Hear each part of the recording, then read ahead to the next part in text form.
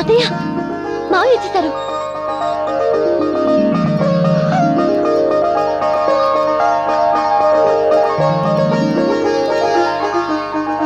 రండి మావయ్య. గాయత్రి, పార్వతి, మీ నాన్నగారు వచ్చారు. మంచిలు తెస్తా ఉండండి.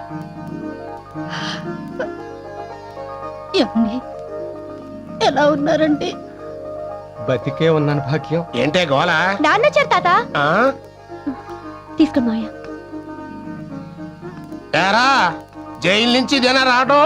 అవును నాన్న. ఏ అప్పుడే వచ్చేసావే? ఇంకా 4 నెలలు ఉండి రాపోయావా? ఈ లోపల ఇక్కడ జరగాల్సిన శుభకార్యాలన్నీ జరిగిపోయేవి.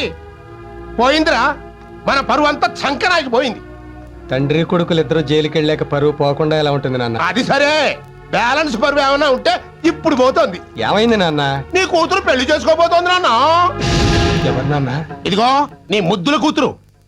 గాయత్రికి పెళ్ళా? ఎవరితో? ఇంకెవరితో ఉన్నాడుగా, గత మిడిగుడ్లు వేసుకుని వస్తుంటాడు మన ఇంటికి ఆ లేబరోడు. నువ్వు ప్రేమతో ఉద్యోగం ఇప్పించావు, ఆ రిక్షావాడి కొడుకు. నిజమా అమ్మా?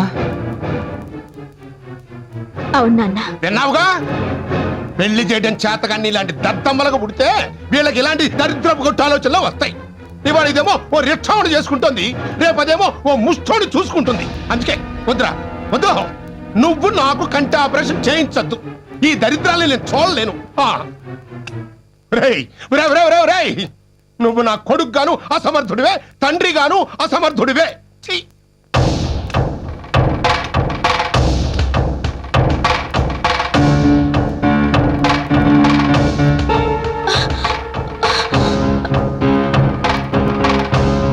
నాన్న, ఎక్కడికి నాన్న?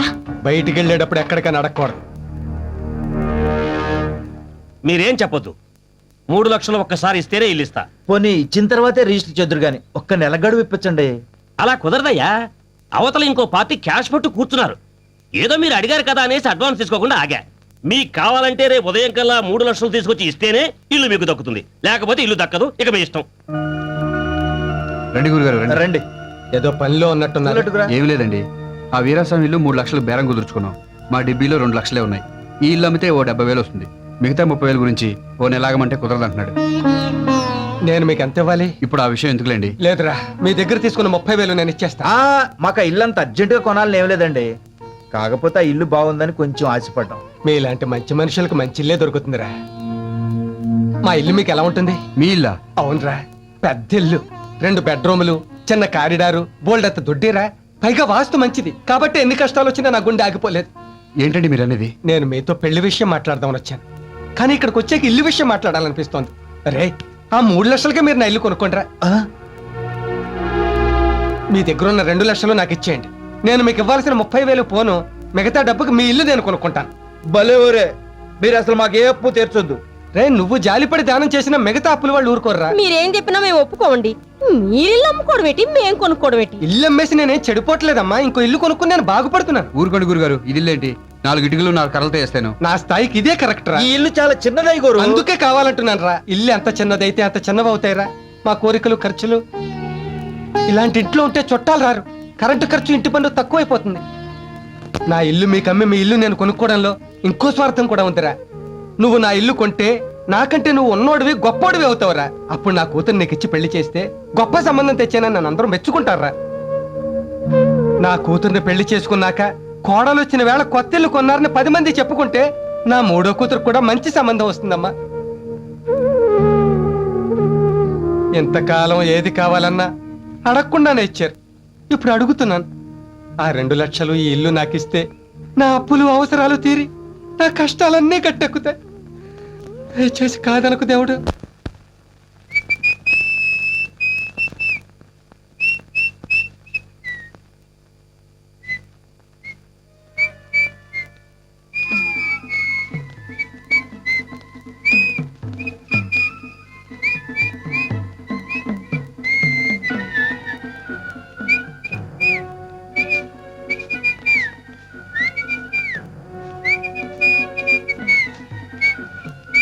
డాడీ, మావయ్య, నాన్న, అన్నయ్య.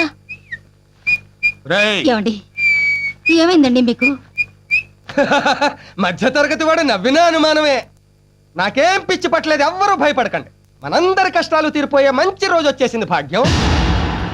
అమ్మా నీకు చాలా గొప్పింటి సంబంధం చూశానమ్మా, మనకంటే బాగా ఉన్నవాళ్ళు. నీ చదువుని మధ్య తరగతిలోనే ఆపించేశాను కదా నా బంగారు తల్లి. ఇప్పుడు చదివిస్తా, నువ్వెంతవరకు చదువుతానంటే అంతవరకు చదివిస్తా. భాగ్యం, ఈ రోజు నుంచి నువ్వు నిజంగా భాగ్యలక్ష్మివే. నీకు 2 పూట్ల భోజనం పెడతాను. నానా తొందరగా రెడీ అవ్వు, ఈవేళ నీకు ఐ హాస్పిటల్ ఆపరేషన్ చేస్తాను.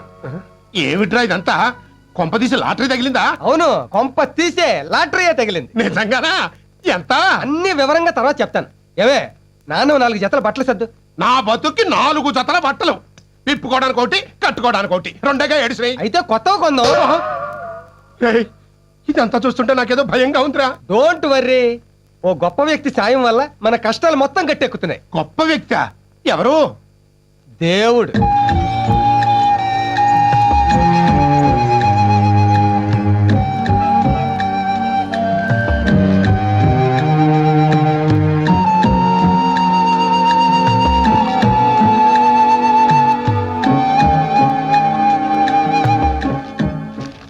నాన్నా ఇక్కడ సంతకం పెట్టు. ఆటోగ్రాఫా? కాదు, ఆపరేషన్ చేసే ముందు పేషెంట్ దగ్గర సంతకం తీసుకుంటారు. దేనికి? ఆపరేషన్ లో కళ్ళు పోతే మాకేం బాధ్యత లేదనా? కాదు నాన్న, వాళ్ళ ఫార్మాలిటీస్. ఫార్మాలిటీ అయితే మాత్రం చదవకుండా సంతకం ఎలా పెట్టమంటావు? చదవడానికి నీకు కళ్ళు కనిపించట్లేదు కదా, అందుకే ఆపరేషన్ చేయించమంటున్నా. సంతకం పెట్టందే కళ్ళు ఆపరేషన్ చేయరు. అదొకటి ఏడ్చిందా? సరే, ఈ గుడ్డి కళ్ళు బాగుపడటం కోసం గుడ్డిగా సంతకం పెడుతున్నా. ఎక్కడో చెప్పు. ఇదిగో ఇక్కడ. ఆ, పెట్టు. ఇవ్వగోరా మా ఇంటి తాలూకు దస్తావేజులు.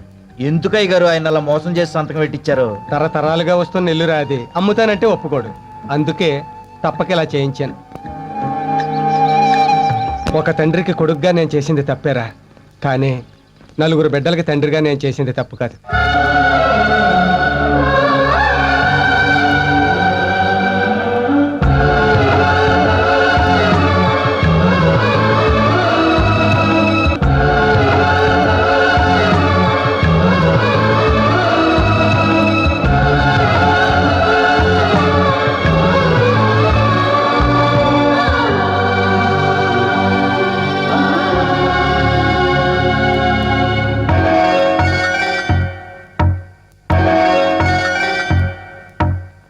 సగటు మనిషి బతుకంతా కన్నీటి ఎదురీత,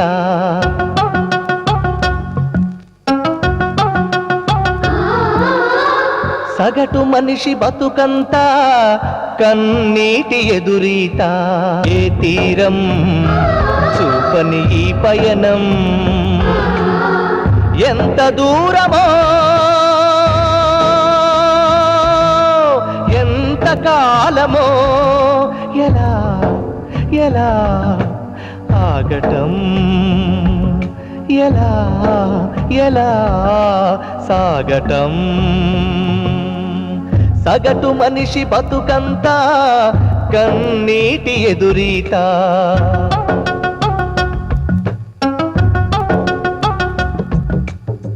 సగటు మనిషి బతుకంతా కన్నీటి ఎదురీత.